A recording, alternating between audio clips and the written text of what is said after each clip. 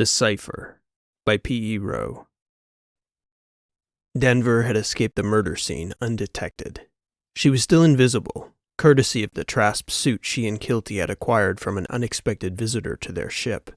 But she well knew the suit wasn't perfect, nor did it make her footfalls silent or the signals from the helmet undetectable. It was a calculated risk that had paid off in the short term, but spying on the very soldiers she was supposed to be helping had turned out to be a far more hazardous endeavor than she'd expected, and they still weren't back to the ship yet. She had to find a way to get Shad Potzer and Jan Farksen back aboard without the cartel tracing them directly there. For Potzer, she could see, it wasn't going to be a problem. She'd had him double back after he'd walked out of the Zero District.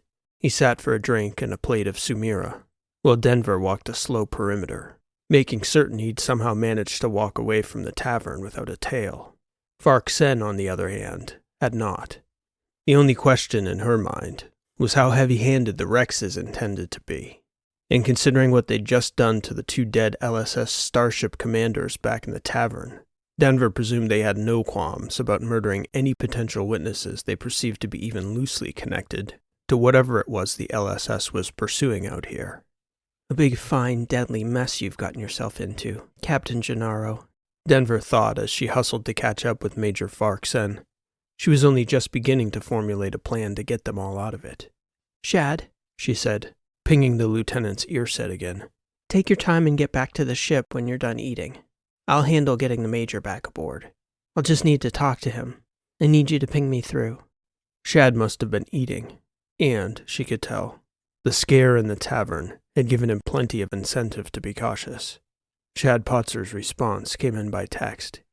"He's not going to like that, Denver." "He'll like it a hell of a lot more than whatever the cartel's killers have in mind for him. So hurry up and connect me. And I'll worry about the fallout if we get him off this cylinder alive, okay?" "You're going to have to explain all this, you know," he wrote back. "I'm connecting you. He'll think it's me, coming from my earset."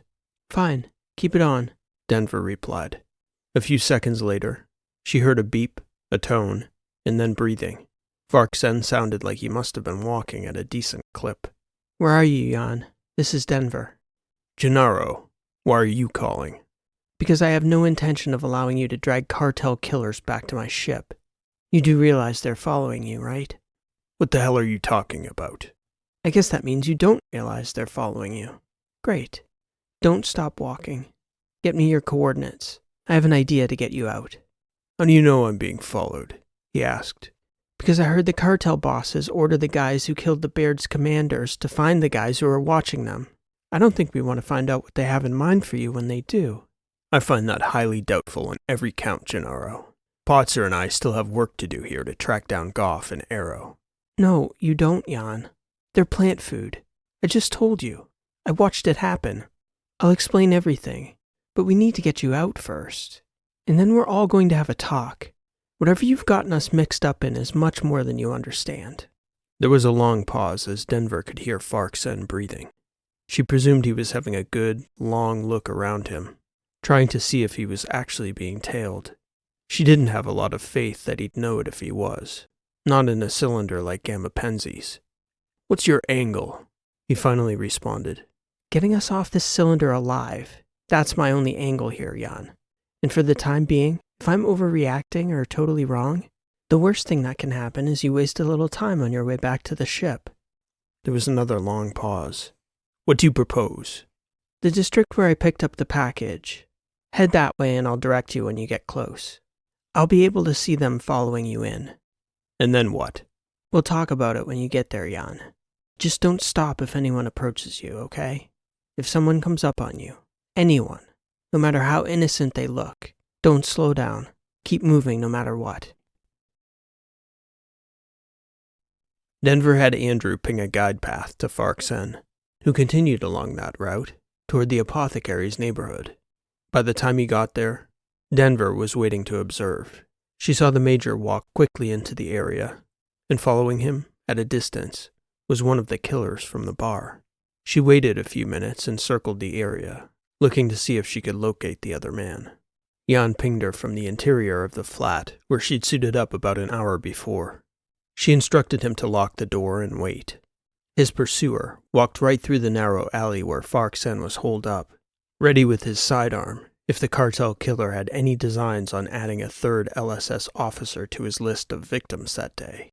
Fortunately, though, he continued through the residential causeway, seemingly missing the fact that the Major had stepped inside one of the abandoned homes that made up the dusty old neighborhood. The second man appeared on the outskirts of the neighborhood. Denver realized she hadn't thought it through all the way, as the first man was now doubling back on the alleyway where Fark-Sen was hiding, checking doors for an open one. He seemed to be a bit more cautious, looking over his shoulder, at least considering the possibility that the hapless onlooker from the bar might not have been as hapless as they'd figured him to be. Fark-Sen seemed to have vanished into thin air. But now, as Denver watched, she realized that with those two canvassing the neighborhood, it was going to be nearly impossible, invisible or no, to open the door to that flat without it being a dead giveaway. She looked around for something to knock over or throw, hoping that the noise would draw the pursuers for long enough to sneak back to the Major and slip inside the door. Luckily, as she was scanning the area, she noticed the apothecary vendor stepping away from his little hut in the middle of the nearby square. That was the break they needed. Denver tucked in behind the counter, unzipped the front of her suit, and zipped one of the glass containers from under his counter into her suit, stepping back out quietly, careful not to make any noise with her footfalls. She watched the two pursuers surveying the neighborhood, waiting till they were both out of the line of vision to the flat. Then, Denver tossed the glass jar farther down the causeway, where it exploded onto the street. Both of the cartel gunmen turned toward the sound to investigate, and Denver doubled back and slipped into the flat where Fark-Sen was waiting to open and close the door quickly and quietly. Jan Fark-Sen's eyes grew wide as he felt a presence rush in through what appeared to be an empty crack in the doorway, his hand clunking off something solid in front of him. Denver pushed her way through and turned, closing the door behind her quietly and disengaging the suit's outer camouflage. "Oh," he said, "that explains a little." No time for explanations, Jan. We've got to squeeze you into this suit. He looked at her doubtfully as she shoved the helmet into his hands. It's big on me, she explained. And it stretches. What about you? Even if I get this thing on, you'll still be stuck in here. They're not looking for me, Jan. And we'll figure that out later. I could take these guys out. We don't want to start a fight with the Rexes we can't win out here. Put that helmet on. He didn't look happy about it, but the Major attempted to squeeze his head into the helmet. It's tight. I'll hammer it on you if you don't stop complaining and hurry up. He pressed the helmet down, finding it tight to his chin, as Denver quickly unzipped the front of the suit. You're full of surprises, Gennaro, I have to say. We'll talk about all that later. She kicked her feet out of the suit and handed it to him, quickly turning to the front window to get a look at the alleyway outside to make sure it was still clear. Fast, Jan, she insisted. It's not that easy, he replied, yanking on the pant legs of the suit, struggling to get it up to his waist. Denver helped him, arm by arm. Then, pushing his clothes inside as he zipped it, she helped him clip it to the bottom of the helmet, instructing him on how to engage the cloak. Okay, go, Denver said. Quiet feet. Slow and steady once you're out. She opened the door and watched for any anomalies in the air, and after a second, she shut the door quietly again. Fark-Sen was out and headed back to the ship. Denver put her back to the door and sat. Denver Gennaro waited quietly, debating whether to chance a walk from her hiding spot. Surely, they were eventually going to get traced back by the cylinder's surveillance, given that it was all but certain that the Rexes had somebody watching the cameras at each port gate, in the same way they had people watching each corner of the Zero District. The question was how long these killers would wait before getting frustrated and trying to trace Fark-Sen back to his ship. An hour or two tops, Denver figured. She knew one of the killers had to be watching the street. For the moment, she just sat, pondering how each choice she'd made since they decided to pick up Santos had brought them deeper and deeper into a mess that all could have been avoided. Keelty pinged. Jan's back. They both are. He and Potzer. So where are you, Denver? Ask Andrew, Denver whispered back. He knows exactly where to find me. Denver figured maybe 15 minutes had passed. Time was ticking away on them. I'll get you out, Keelty said. Hang tight right there until you get word from Andrew. Stay in the ship, Kay. I'll take care of it. No, Captain. I'm not leaving you out there. If they were onto the Major, it won't be long before the cartel's onto the ship. I'm aware, Keelty. Yep. Stay put. Shit, Denver replied, exhaling as Keelty cut out. That was the cost for stepping into trouble like that. Now her sister was going to step into it to try and extricate her, and who knows what Keelty had in mind. It seemed to take forever. Denver heard heavy footsteps outside the door a few times over the minute she was waiting. It couldn't have been anyone but the Rex's guys, not in an abandoned neighborhood like that. About 15 minutes had passed before she heard a girl's voice, laughing and shouting. No, stop! She heard what she thought was Keelty's voice through the door. Come back here, you little... She listened for a few more seconds. Laughter again, followed by, Santos, no! Come back! Denver got up on one knee, peeking out the front window to see Keelty dressed up like a proper civilian, barefoot, spring dress, her hair in a wrap. Cute in a way she and Keelty rarely got to be. She was chasing the cat past the front street like a child playing with her pet. No, don't go that way, she heard another voice shout to her. You don't have shoes on, girl. Come back. It was the apothecary. Keelty was shouting back and forth with him as he tried to explain that there was broken glass all over the street that way. But Santos, I have to catch Santos. Are you ready to move, Captain? Andrew's voice pinged into Denver's earpiece. Can you help me? Keelty asked someone in the distance loudly. Say when, Denver responded to Andrew. Tell me she didn't let that cat loose on this cylinder. I could tell you that, Andrew replied, but I would be lying. Denver shook her head. On my mark, you may step out and head left. Quickly, but do not run. Understood. Keelty's antics with the cat proved just enough of a distraction for Denver to exit the alley unseen. Andrew was watching from the main causeway that led back to the ship. The cat, Andrew? Really? It seemed like the best option. And here you are. Keep eyes on her. If anything happens. Nothing will happen unless you insist on lingering here any further, Captain. Denver scowled at their android and began to walk back to the ship at a clip. She didn't like it, Keelty out there exposed like that. But mostly, the Rexes left regular people alone, especially kids. And Keelty was certainly playing one convincingly out there, chasing that cat around. By the time they were halfway back to the ship, Andrew pinged her with the good word. He and Keelty were clear and on the way back to the ship with Santos. She waited for them at the gate, half an eye down each end of the walkway leading out to the ship, a plasma rifle tucked behind the inner airlock door, just out of view but not out of reach. Before long, Keelty and Andrew came walking back as casually as anything, as though out for a stroll, and just in front of them, his head and tail high as he jogged along, was Santos. "Mama pilot," he said, embarking as though he knew just where to go. Keelty saw the shock on Denver's face as Santos scurried past Denver into the ship. Mama pilot? Keelty echoed as she stepped inside. How about we shove off before they figure out what happened back there? Get dressed for flight, Denver said. Then strap in. You're welcome, Keelty replied, waving to Denver as she stepped toward the midship. He follows commands pinged to his helmet, Andrew explained as he stepped inside. Surprisingly well. At least someone does, she replied, then tilting her head at Andrew. Present company excluded, of course. Please seal that hatch and get the ship ready for flight. Denver had hardly made it up through the midship before she heard footsteps behind her. Strap in for flight, she stated, not even turning to see which one of the LSS officers it was. I have orders, she heard Farksen's voice as he followed fast behind her. Well, I have orders to bring myself and my sister home alive, Jan. So for now, as far as I'm concerned, the LSS can stuff it. We're burned here. We have a mission. Not here we don't, Denver replied, turning and slipping into the captain's chair. Andrew? Rear hatch is closed and locked. Inner doors locked and secured through 3. Right. Let me know as soon as Keelty has the cat back in his box. Hey, Farksen said, trying to claw back Denver's attention from her pre-flight flowsheet. I need an explanation here, Gennaro. She turned her head. Sit and strap in unless you want to ride the aft wall, Jan.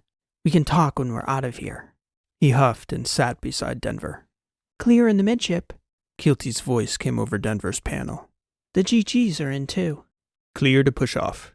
Andrew's voice followed immediately after. Denver took the controls, and the rear magnet clamped off with a pop, followed by the thrusters, pushing them loose from the cylinder. Gennaro, Farquharson said, as she was slowly engaging the sublight engines. His tone of voice was decidedly different, like something was bothering him. Denver got a sudden feeling she couldn't explain.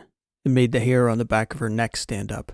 "What the hell is that?" the Major asked, his head lunging forward in the flight seat, his whole body contorting to port. "Something's out there," he stated. "Hard to port." Denver looked at her instruments, and there seemed to be an area of interference, some sort of anomaly. "Hard to port," Jan repeated. Denver couldn't see it, but something in her told her she wasn't going to like it if she turned the ship that way. Still, she cut a strong arc to port and rolled, bringing the area into the center of the front screen. "Holy hell. That thing's bigger than we thought," Farquharson exclaimed. "It's bigger than a colony ship." It was their mystery ship, the one that had jumped into the Bayard, or at least it looked just like it, only bigger and closer than Denver had ever wanted that behemoth to be. Circle. Let's get some images," Farquharson said.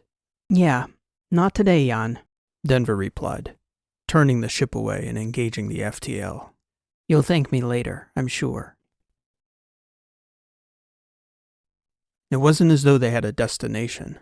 Denver doubted she knew the Gammas nearly as well as the GG Rangers in her midship, but she knew they couldn't stay at Penzies.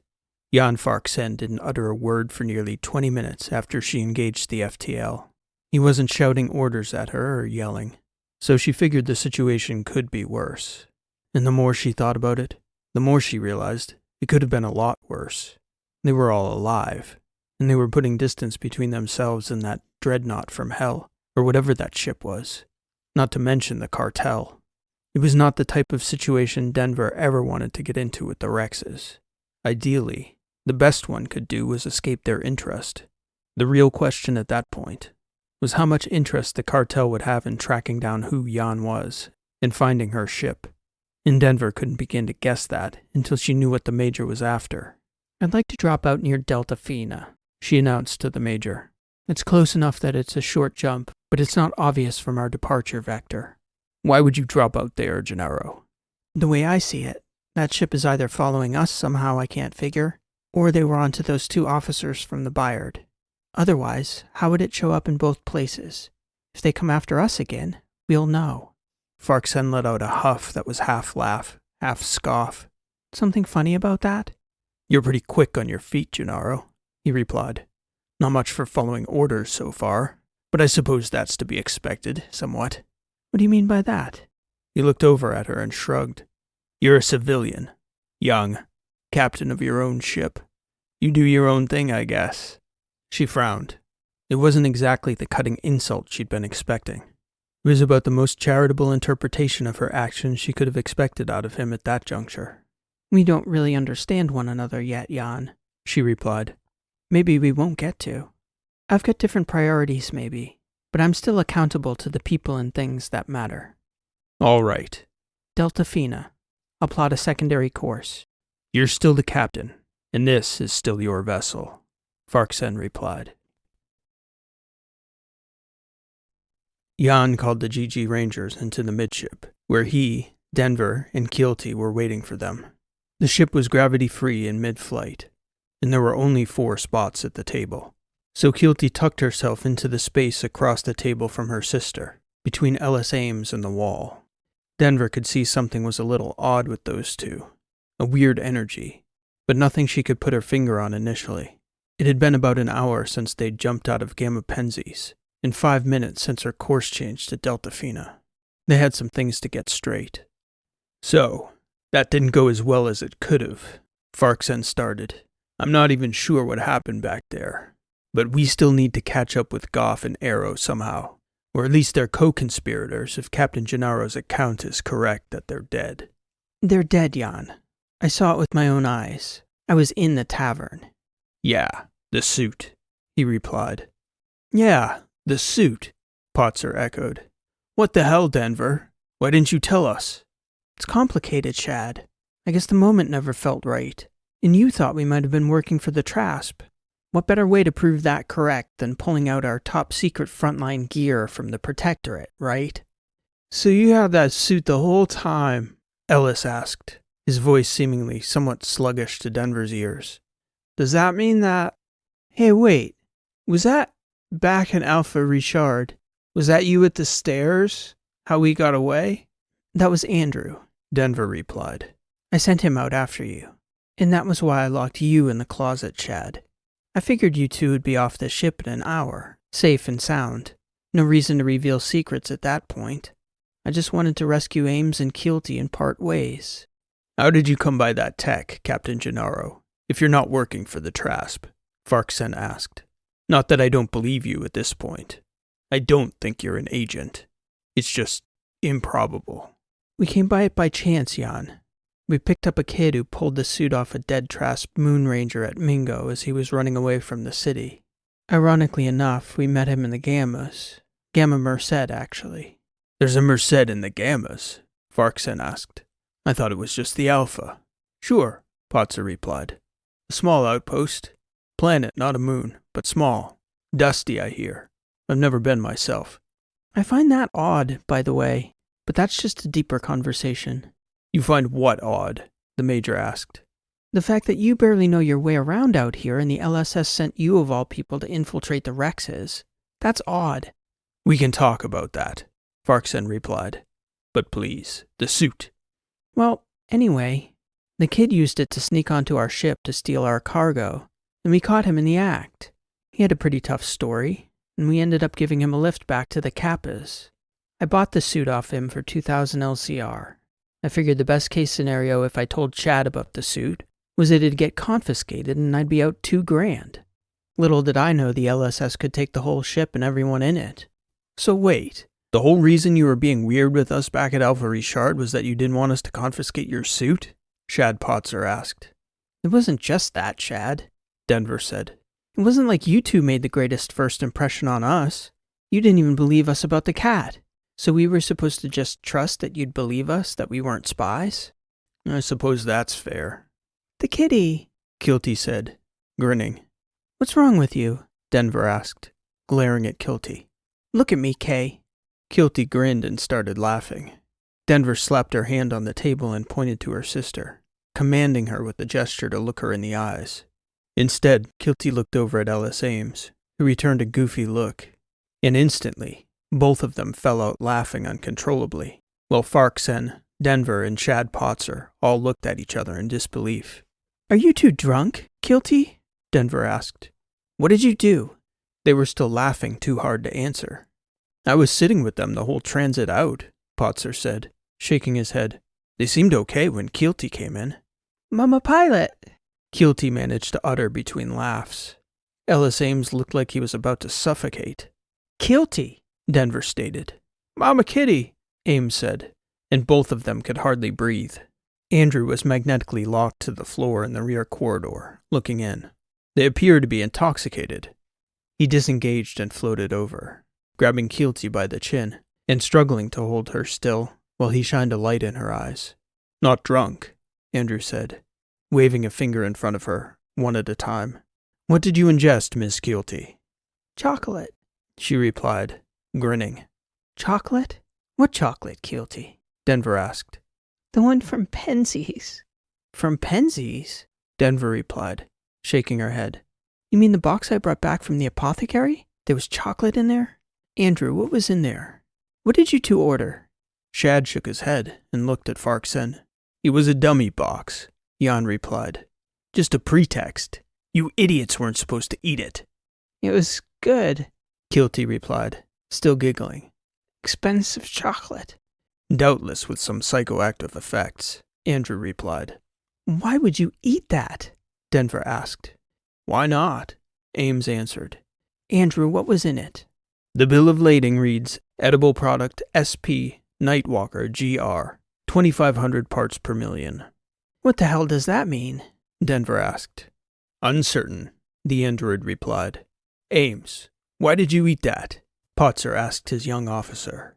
Like the Major said, we weren't even going to deliver it. Why throw it out? It's really good chocolate, Kilty added. Seemed like a waste.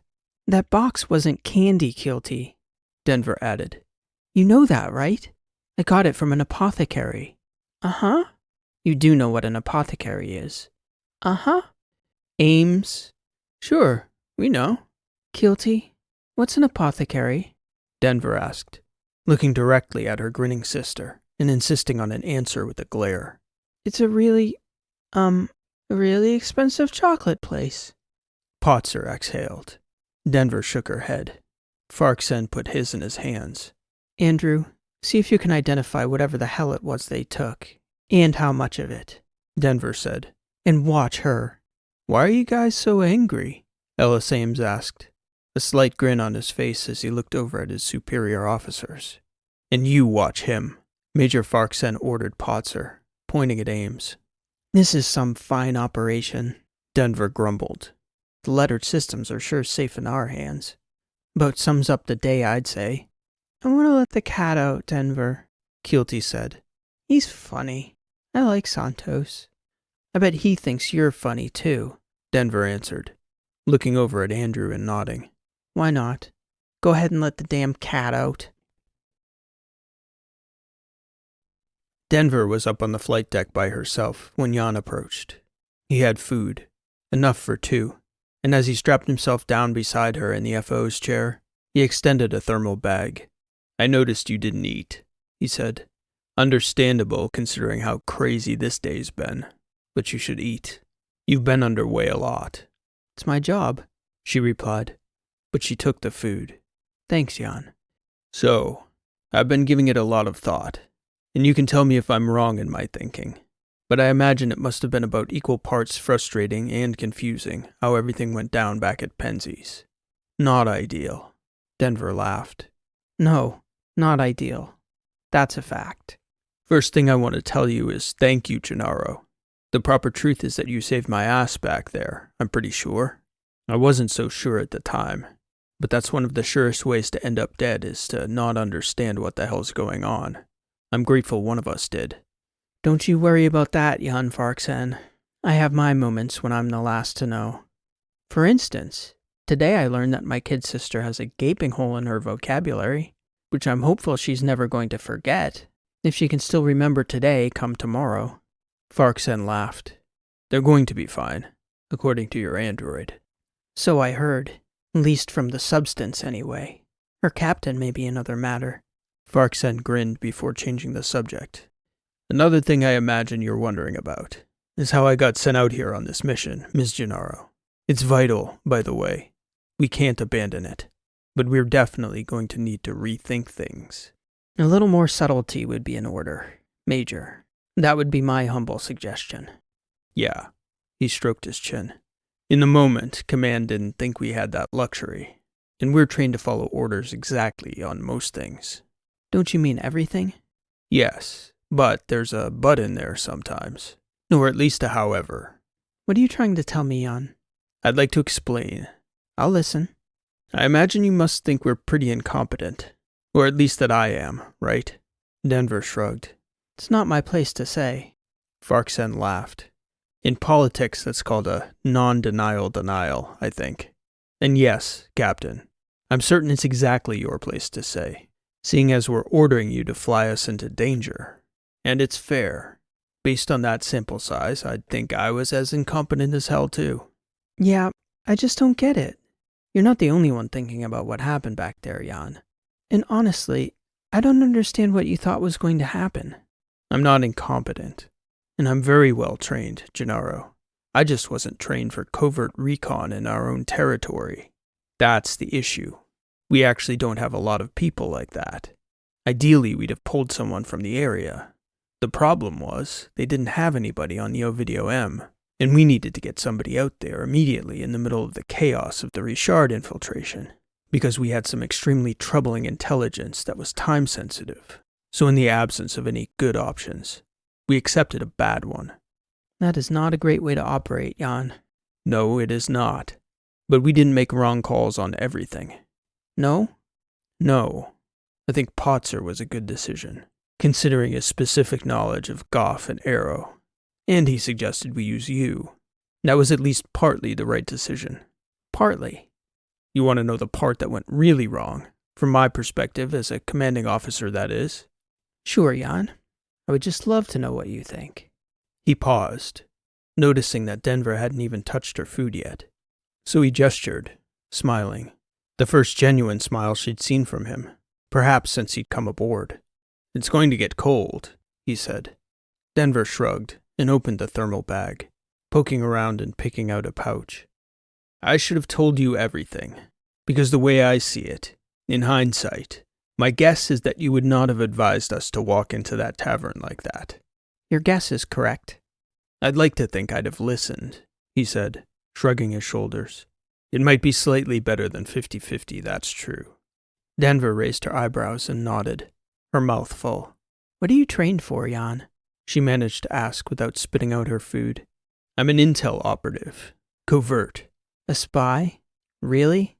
Yes, really. That's why they asked me to go to Penzies. But I thought you said... Not in the letters. In the Protectorate. I lived for 5 years out there. Carhall, Hainan. I even made it to the aerials. No shit. I'm not supposed to tell anybody that.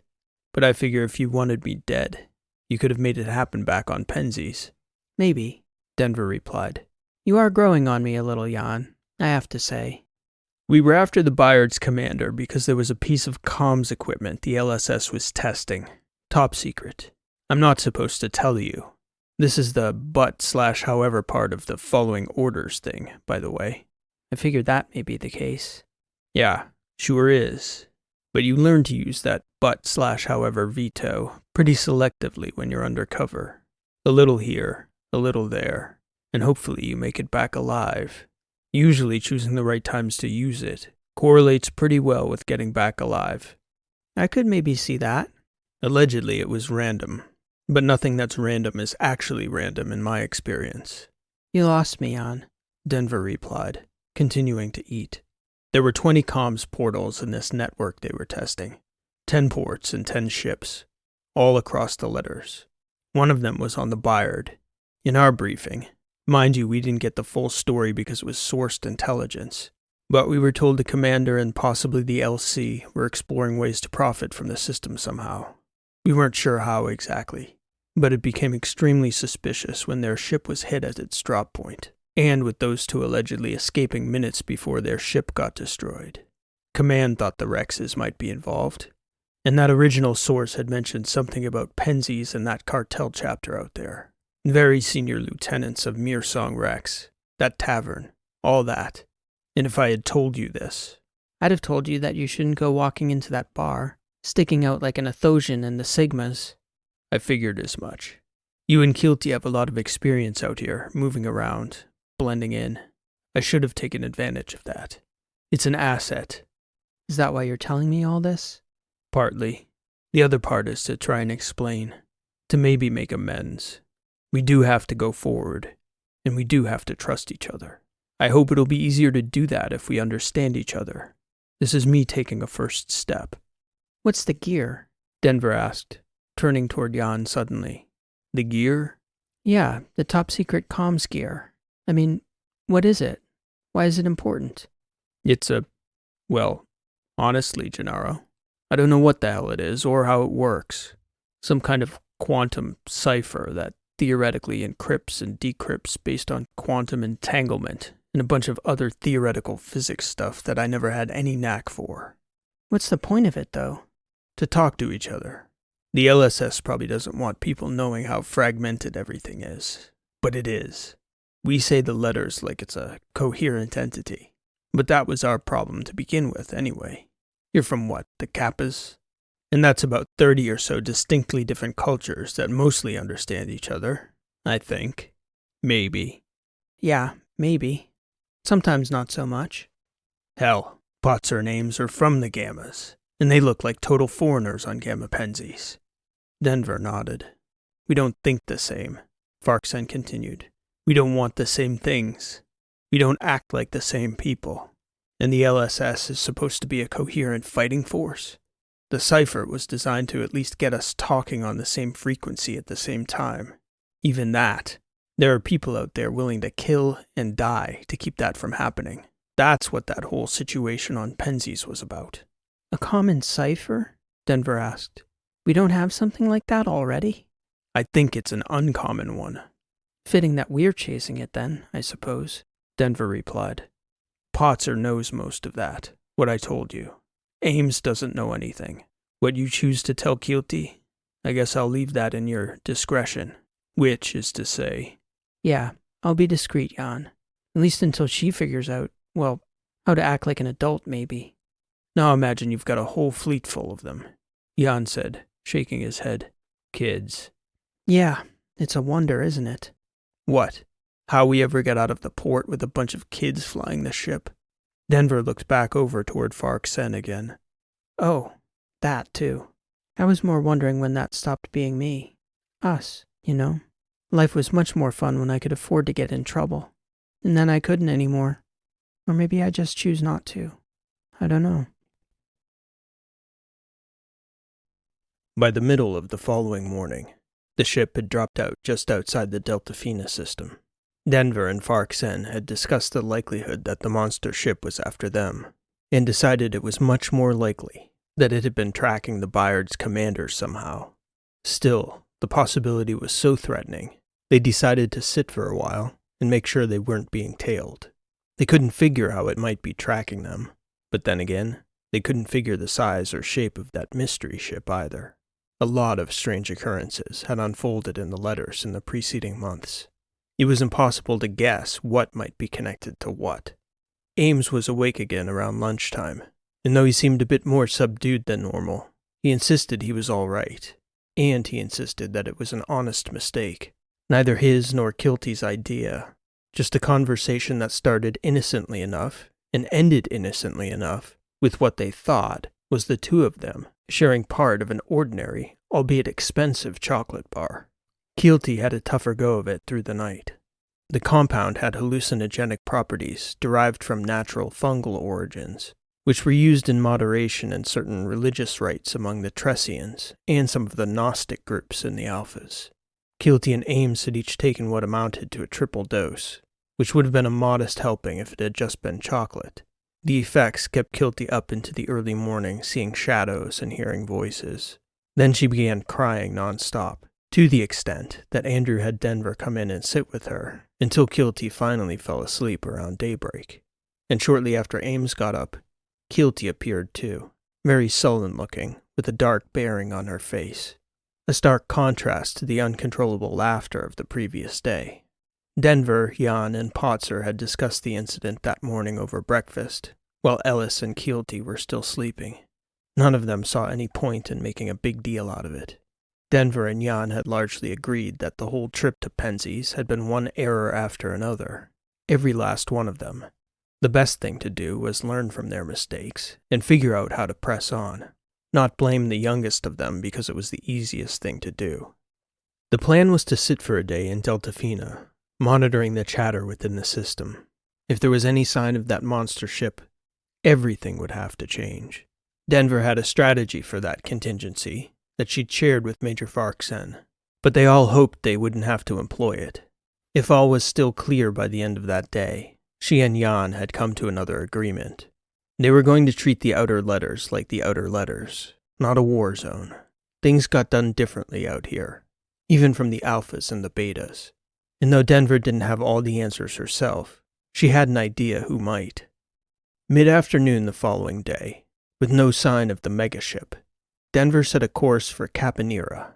It was a big system far enough out from Alpha Richard that the news of the Trasp infiltration would be hitting hard, but the Kappas were far enough away from the war that it was doubtful there was any direct threat, at least from the Trasp or Terrans anyway. And, as Denver had explained to Jan, the person they really needed to talk to was on Caponera, an old family friend, Massimos Colby. Uncle Colby, as Denver and Keelty knew him, was a mentor to their father when he came into the business. He'd sold his own shipping company at a relatively young age, was retired for several years, and was talked back into returning to work by the sister's father. Both girls had spent time as crew on Massimo's Colby's ship as they were learning the ropes, and no driver they knew, including their father, knew the outer letters better than him. It was welcome news to Keelty, who was happy to be stepping off ship and seeing family, as both sisters considered the Colbys. And for Ames and Potzer, it would be a first trip to Nera, one of the great cities of the lettered systems. Jan Farksen was satisfied that it might be a positive step forward. Knowledge of the environment was the key, and Gemma Penzies had taught him that he didn't have it. Denver assured him that Colby would. Kappa Nera had a reputation in the letters as an inner battery world in an outer letters system. It wasn't Gracia, Io, or Moses Mizui, but Nera, especially the city center where the Colbys lived, was a spectacle of modern spacefaring civilization.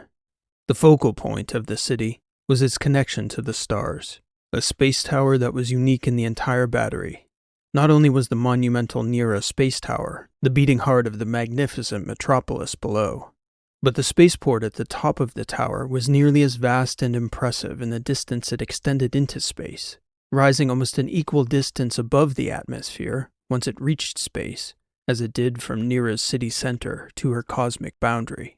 And that bustling spaceport atop the Nera tower was one of the busiest in all of the lettered systems. Denver left Andrew with the ship, but Keelty didn't want to leave Santos, so she carried him in a bag tucked under her arm, with his head sticking forward as they walked through the terminal. Even the spaceport itself seemed a city to the Rangers and Jan. To the girls, it was familiar territory as they led the way from the gate to the passenger elevator cars. They got a last look at the city below before boarding, but Caponera's tower was built more for function than spectacle, with a final look at the silver city spreading out at the base of the space tower from above, before stepping into the hour-long tube ride down. At the base, it was still another 15-minute walk out of the tower complex along moving causeways before they finally got a look at the city. And though all three of the soldiers had visited cities before, none matched the spectacle that downtown Nera was. From a distance, the space tower seemed more like a feature of the landscape than a structure, as though the planet itself had an outgrowth that extended up forever into the evening sky. The buildings around it, though, were also towering edifices, with cool city lights reflecting and refracting off their sparkling glass. There were trams, cabs, and vehicles of all sizes hovering over the magnetic streets, and the bustle along the causeways kept everyone's head moving in all directions as they negotiated the busy streets of downtown Nera. The Colbys lived in a posh flat in the Cheerman district, with enough elevation to have an enviable view of the city in two directions. Massimos had done well enough through his own company to live almost anywhere in the battery, and he liked the outer letters, especially Nera. He claimed there was as much culture on Nera as in Helenia or even Dreesen system, and Massimos Colby had traveled enough to know. "You just have to wait a little longer for it to get to you," he would retort whenever anyone mentioned all the new music and art and trends that always took time to get out to Nera from the inner battery. The girls had to stop to catch their breath halfway to the building. Gravity again. Real gravity. Nera wasn't a lightweight like some outer moon. And the girls had been out for a good stretch, even before they'd met the GG Rangers at Alpha Richard. None of the soldiers minded the break in the walk. It was a chance to take in the city and catch their breath as well. They were greeted at the ground floor by the building's housebot, a David, who'd been told to expect the girls and remembered their faces from their many prior visits. "Massimos and Clara are expecting you, Ms. Gennaro," the bot said to Denver, who entered first, "though they did not mention anything about your friends." "Nor will you, David," Denver replied. "We'll see ourselves up." "Yes, certainly. Lift 4 to the left," he replied, opening the door to the elevator and gesturing to the party to proceed. "You said this guy's a courier?" Potzer asked Denver, looking around the luxurious building with wide eyes. "He owned his own fleet," Denver explained, as they stepped inside the elevator car. "A large fleet," Keelty added. "Plus they invested wisely, the Colbys. He always talked about it. Be smart with your money, Keelty. Always put something away." Denver grinned. She'd gotten the same speech word for word, just like all the Colbys' own children had. The car opened to the Colbys' great room, where Massimos and Clara Colby were awaiting their arriving guests. It was immediately clear to the soldiers how much the Colbys cared for the Gennaro girls. The embraces were deep, long, and sincere, before finally, both the hosts turned to greet the girls' companions. 3 handsome young men, Clara Colby said, smiling at the soldiers. What have you 2 been up to out there? Mama Kitty, hello. Santos piped up from under Keelty's arm. I'm Santos. Somebody doesn't like it when he's not the center of attention, Keelty said, petting Santos while the Colbys greeted the 3 LSS officers. Nice little companion, Massimo stated, smiling and reaching out a hand toward Santos. Yours? Cargo, Denver explained. Long story. One of many. I can't wait to hear, Mr. Colby replied. Dinner first, though. You've all been out for a bit. A good meal is always the first order of business. To the LSS soldiers, the meal felt like being welcomed into a family's home, and it exposed a new facet of the sisters' lives they hadn't been privy to. It was self-evident that Denver and Keelty cared for each other. Until they saw how the Colbys treated the girls, though, it hadn't been self-evident just how loved they were by the people who'd brought them up in the ports where their lives had unfolded. After dinner, Mrs. Colby took Keelty and the GG Rangers shopping for more fitting civilian clothes to help them blend in while in those outer letters ports. Massimos took Denver and Major Jan Farksen out onto the outer balcony of the Colbys' 147th floor penthouse, overlooking the University District and the Tower. It was certainly the most spectacular place Jan had ever gotten an intel briefing before, and that was how Denver had framed it. That Massimos knew the letters like nobody else, not just the ports and the space between them, but he also had a sense for the character of the colonies, the people in them, the homes, the neighborhoods, and the plans for the future of the territories. It was an opportunity for Jan to put into action the claim he'd made to Denver, that he was open to breaking protocol if it meant using all the resources available to him. After all, he'd have done the same in Trasp territory, develop relationships with sources. Why not do the same here at home? Massimo sat and listened as Denver explained the situation in a general sense. Something secret and important had been stolen by Ellis and Shad's commanding officers. Something valuable. That pair of traitors had tried to connect with the Rexes and Gammapenses and ended up dead. Now they needed to know how to get hold of the missing object before the Rexes did. That was how the conversation began. Pensies? Massimos Colby said after Denver had finished outlining their problem. Any chance you left something out of that story, young captain? She shrugged. I left some details out, sure. Why do you ask? Stay right here, he said, stepping back inside. As he did, Santos stepped out onto the balcony through the cracked open door Massimos left behind him. Pretty. Fly. Santos said, which Denver thought was simply the cat confusing the balcony's height with the flight deck of a great stationary vehicle. I like to fly. Then Santos leapt from the floor onto the railing, eliciting a gasp from Denver and Jan, whose hands reflexively rose to shoulder level before he realized there was nothing he could do. Until a moment later, they both inhaled a sigh of relief as they realized there was nothing to do. Santos was sauntering along the railing on all fours, looking down over the edge to the street below, without the faintest hint of fear for the danger a human would, walking along a surface the width of a fist, hundreds of meters off the ground. A little daredevil, Massimo said as he returned, grinning. Santos, Denver stated calmly as he strode along the railing. Would you come down from there, please? I'm a pilot. Fly. Fly. I know. You like to fly, but it makes me very nervous with you up there like that. The cat looked over at her and then over the edge of the railing, seeming to consider the situation for a moment. I'm a pilot. Okay. Smart little guy, isn't he? Massimos noted. I'm a cat. A very smart cat. Santos jumped up onto Denver's lap. Yes, smart cat. Okay. Massimos placed a small hollow board on the railing where Santos had just been walking and opened a float screen. This came over the N-Hub a few hours ago. Might be hard to watch. Denver and Jan observed closely as scenes unfolded from Penzies, mostly video from ships fleeing the cylinder, likely very shortly after their own departure.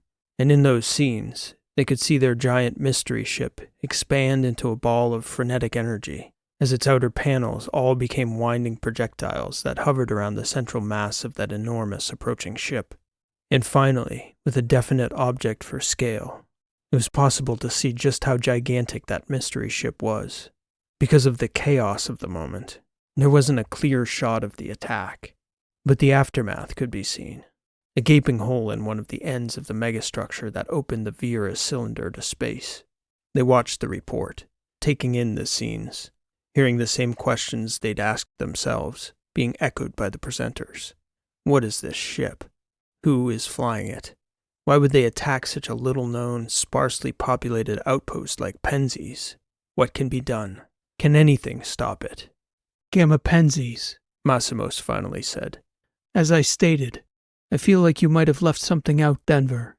Yes, Farksen replied, as he and Denver exchanged a long look. It's possible we might have left a few things out. At Mr. Colby's request, Denver went back and talked through their story much more thoroughly. This time, the only thing she left out was the actual nature of the object the officers had stolen, only specifying that it was of great strategic and security value to the LSS. She even told Massimos about the suit the girls had been reluctant to tell Shad and Ames about. She mentioned how close she'd gotten to the two dead officers. You were in the room, Massimos asked Denver. You saw it happen. He noticed Denver swallow and take a deep breath as she nodded. Give us a moment, please, Major, Massimos said in a tone that conveyed it was not a request. Farksen sat back for a moment and then stood up, gesturing toward the door, as though to ask some unspecified question. Massimos seemed to understand. I'll let you know when, he replied. Farksen sat inside the glass, looking out onto the balcony. He couldn't hear anything, but he could see that suddenly, Denver grew emotional in a way he hadn't expected. Before long, she was sobbing in Massimos Colby's arms. Farksen opted to turn to look out the other great glass wall toward the other side of the city. He was at the window so long, gazing, taking in the view and thinking, that when the door opened again, it caught him off guard. Something to drink? Colby asked him. Farksen declined. Colby fixed 2 drinks. Denver and Colby began to sip some sort of red tonic on ice. Those officers, what kind of men were they, Major? Massimos Colby asked. They seemed like good officers. Their records were exemplary. No major red flags. There are always red flags before something like that. Just nobody saw them is all. I ask that to ask you this. If you were going to risk your life and your career on something secret, as you say they both did, and then entrust whatever you stole to somebody, as they did during the meeting on Penzies, then who would you trust to keep that item and keep your confidence, Major? How many friends like that do you have? I'm not sure. Seriously, think about it. In all my life, apart from Denver and Kilty's father, and maybe one other guy, and I mean maybe, well, that's it for me. But then again, I don't have any brothers. Brothers, Farksen repeated, stroking his chin.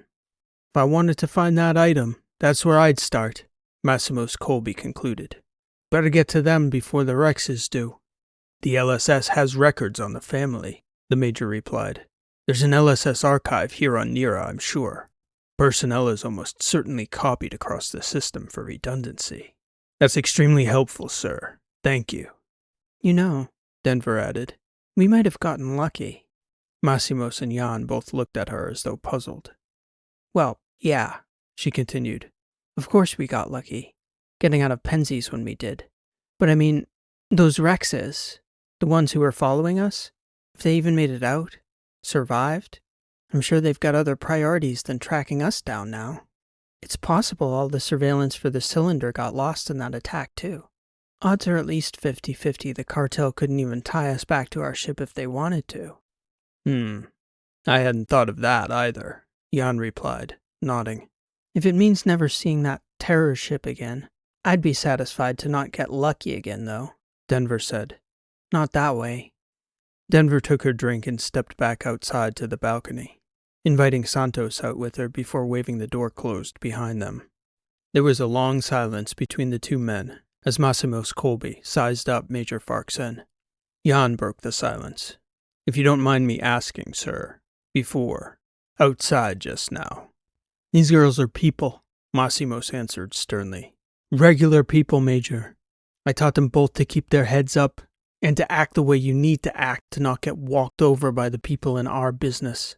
But that's the delivery business. Civilian business. Maybe you've seen people get killed and murdered in your line of work. Maybe not. But I can tell you for certain she hasn't. I'm helping you because the sooner you do what you do, the sooner these girls can get back to their regular lives. The LSS shouldn't have dragged them in, but they're in now. You should do everything you can to get them out of it. That's my opinion. I understand, sir. And by way of helping you further, I can see, even in the short time talking to you, that the LSS has given you a false sense of, I don't know how to say it exactly. Massimos Colby paused, looking at Jan carefully, almost as though inspecting him visually could reveal the flaw he was picking up in the Major's viewpoint. All right, it's like this. The farther out you go from the lines and all the major systems in the alphas and betas, this place, out here, each colony not only has its own character, but it has its own priorities. And the LSS makes you forget that. Makes you think that Alpha Basur and Kappa Anor have even remotely similar interests. And for the most part, they don't. A lot of regular citizens don't care for the LSS any more than they care for the Rexes or the other cartels. Maybe even less. It's a fair point, Farksen replied. One that's not entirely lost on me, Mr. Colby. I wonder why you mention it at the moment. Your officers. You seem to wonder how or why they might have turned traitor, committed treason, turned their backs on the LSS, however you want to phrase it. They might have done what they did out of loyalty to their system, their world, their family, their cylinder. Depends on where they came from. But if they came from out here, there's a whole long list of possible loyalties. The one that usually wins, if we're being honest, is the one that pays. Simple as that most of the time. I'll keep that in mind, as well as everything else. Jan gestured to the balcony, where Denver was seated in a chair with her back to them, Santos relaxing comfortably in her lap. They're great girls, Mr. Colby. I promise you I will do everything in my power to protect them. You'd better, young man. Their family has friends like me in every port in the letters. There won't be a place you can turn. Mr. Colby stopped and took a sip of his drink. Let's go enjoy the view, he said. Talk about better things. Farksen grabbed both rangers when they returned to the Colby's home. They went back out directly to report to the LSS's main headquarters on Nira. The military had dedicated LSS port space at the top of the space tower, and they had administrative offices in the city. Elsewhere on the planet, there were forts, training facilities, schools, and weapons warehouses. But Farksen and the GG Rangers sought out the administrative offices. Jan thought it was likely they'd run into administrative roadblocks, but was pleasantly surprised that once his clearance was scanned with a tag directly from Ovidio M, the functionaries on call, including the colonel the pre-cops called in, snapped to with alacrity, treating Farksen's presence like a matter of utmost importance.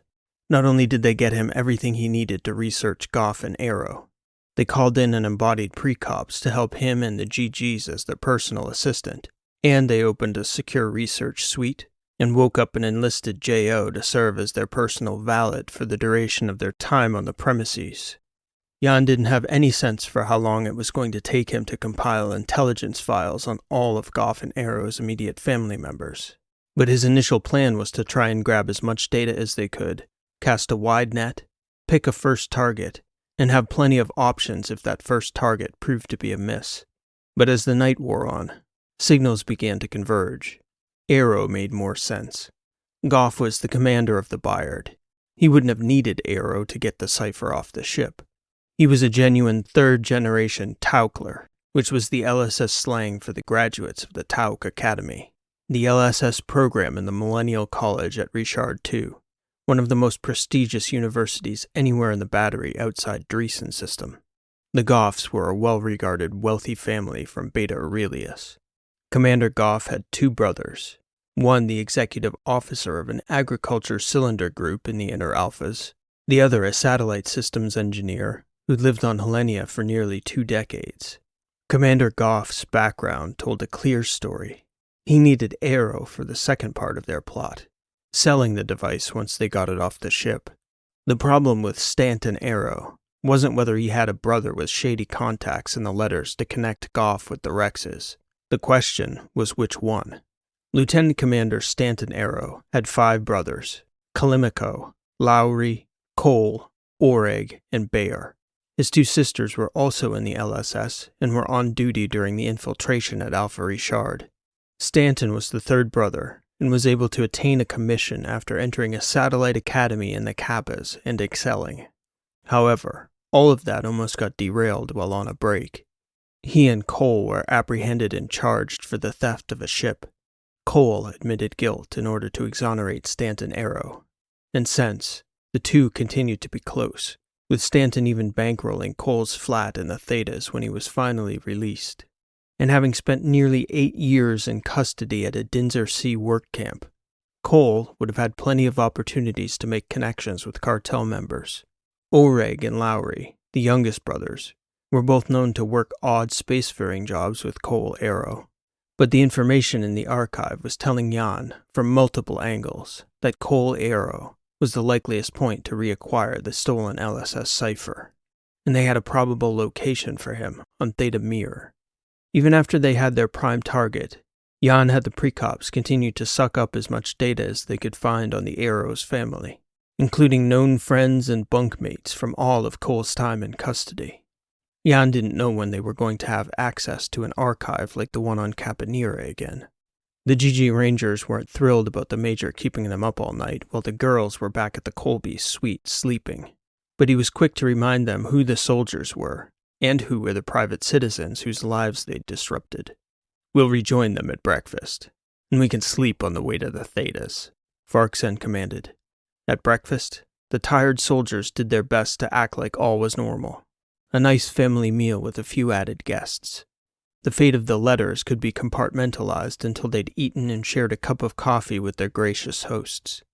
After they'd finished eating, Jan announced that they'd be cutting their time on Capanera shorter than he'd expected. Duty called. Massimos Colby pulled him onto the porch quietly. "Where are you off to?" he asked Jan.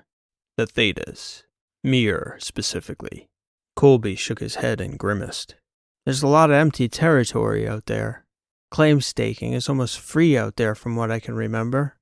Administrative fees only, I think. Few cities, and rough ones at that." "I figured it might be like that from the information we gathered." "Place like that. You keep my girls on the ship, not just for their protection, but for yours. People like that will use your own decency against you. I don't think you can possibly understand how ugly those cartels can be, and they're the civilized ones out there." "Understood, Mr. Colby. Thank you again for your insight." "Best of luck, Major." Before they returned to the suite again, Massimos Colby looked at Farksen with the weight of a concerned father. He didn't say what didn't need to be said. The 2 men understood each other. After their trip back up the space tower, they rushed out of Capanera toward Theta Mir. Jan wanted to get there before Cole Arrow and any co-conspirators who were with him had time to disappear. He presumed they'd already have made it in, having fled the destruction at Gamma Penzies. Considering the way Goff and Arrow had been so ruthlessly dispatched by the Rexes, Jan figured that they'd regroup and quickly look for a place to lie low. If they were looking for a hiding place, why would they go home? Kilty asked him as he was explaining the urgency to get to Theta Mir. Goff and Arrow clearly didn't anticipate that kind of trouble from the cartel, Jan answered. If they were taken by surprise so easily, they probably didn't prepare to have to hide from the Rexes. They presumed they'd be working together, I think. Keelty was sitting at the table in the midship, fidgeting with the empty pouch from her early dinner. She was visibly dissatisfied by Jan's answer. "But, we don't even know that they know, right?" "Know what, Keelty?" "So you're presuming Goff and Arrow were there on Penzies with this other brother, and you think he drove the ship that took them to the cylinder? That's right. Well, we only know they got murdered by the Rexes because Denver was in the tavern. If the other brother was there on the ship, he might not have any idea the Rexes killed them. Maybe he thinks they got killed when that megaship attacked the cylinder. Maybe he even got caught up in it himself. That's a remote system. Who the hell knows who got out of Gamma Penzies alive or not? Those are all valid questions, Jan Farksen replied. It's our best lead for now, and we have to do our best to track down our target, even if that takes us back to Gamma Penzies, where it may have been destroyed. Or picked up by that megaship, Kilty added. There are a lot of possibilities. Just then the hum of Santos's belt whisked through the midship as the cat flew from the back corridor, over the table, and up toward the flight deck. The cat didn't even pause to acknowledge the people in the room on his way through. Potzer, who was strapped in across from Kilty and Ames, began to laugh quietly. Jan looked down at him after his laughter continued to build. Lieutenant, Farksen said. Potzer shook his head. He'd clearly just woken up following a long nap. Shad hadn't even rubbed the sleep out of his bloodshot eyes yet. I was just thinking, we all have to write up reports about all this, Major. Of all the unbelievable shit, I swear. The damn flying cat. I'm a pilot. Okay. They all heard his helmet echoing from the deck. Potzer just pointed to the front of the ship, shaking his head. It wasn't a total surprise to find Cole Arrow's compound empty when they arrived at Theta Mir. The property had the feel of an isolated off-grid hideout, the type of place a genuine loner might set up a solitary life in the outer letters. It was so far from any of the small cities on Mir that it was hard to imagine anyone ever going out there except by ship. The nearest property that had any buildings on it was over 100 kilometers away. Denver took a set of daylight images from orbit, and after examining them closely, Jan estimated that the property had been vacant for at least 2 weeks prior. How they could have estimated that was beyond Denver, but it did look abandoned to her eyes. She and Kilty were sitting together on the flight deck, Santos floating between them. They were talking about the Colbys. They'd instructed Mr. and Mrs. Colby to keep quiet about what they were doing, the LSS, the fact that they'd been at Penzies, at Alpha Richard, and the fact that they'd been pulled in as privateers by the military. Denver and Kilty both knew Massimos well enough to know that he'd already have talked to their father, probably pinged him casually and dropped it in the middle of the conversation. Oh, the girls dropped by for dinner and a bed for the night, and they had a talking cat with them. Would you believe it? Some strange cargo. Yeah, they looked great, in wonderful spirits. The sisters were creating the conversation line by line, back and forth, when Jan came in. He'd analyzed the visuals and the sensing data on the property below. How much do you ladies know about surveillance? Probably not nearly as much as we're going to, Denver answered. That's the spirit, Farksen replied, smiling. We're going to cast a wide circle and close in slowly. Don't want to get caught in any traps before we get a chance to put down our own. Just let us know what we can do to help, Denver said. His brothers. They're coming, Jan Farksen replied, looking at the panel where a wide-angle view of the compound was still up on the inboard display. I can feel it. And when they get back, we'll be ready for them. Ready. Santos echoed. We fly ready. Yes, yes. Yes, we do, Farksen replied, looking down at the funny little creature. Wherever we are needed, we fly. Let's get a little lower, Denver. High entry, just over the horizon from the Arrow compound. Then you can start bringing us in slowly. The Cypher. This has been an original story, written and read by P.E. Rowe. Thank you for listening, and I hope you enjoyed this story. If you're enjoying the channel and you enjoyed today's story, I'd humbly ask that you leave a like on today's video, as it helps the channel to grow and reach more sci-fi fans like you.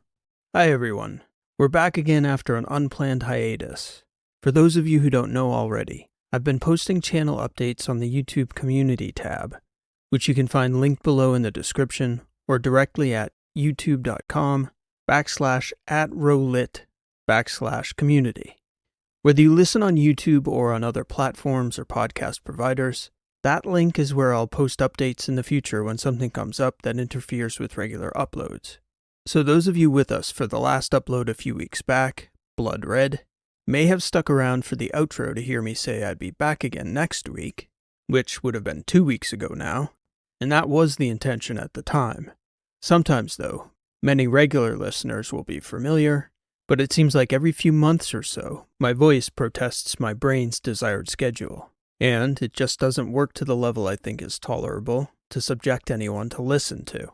I've come to think of it as my body's way of telling me that I might be going a bit too hard, and that it's time for a recording break.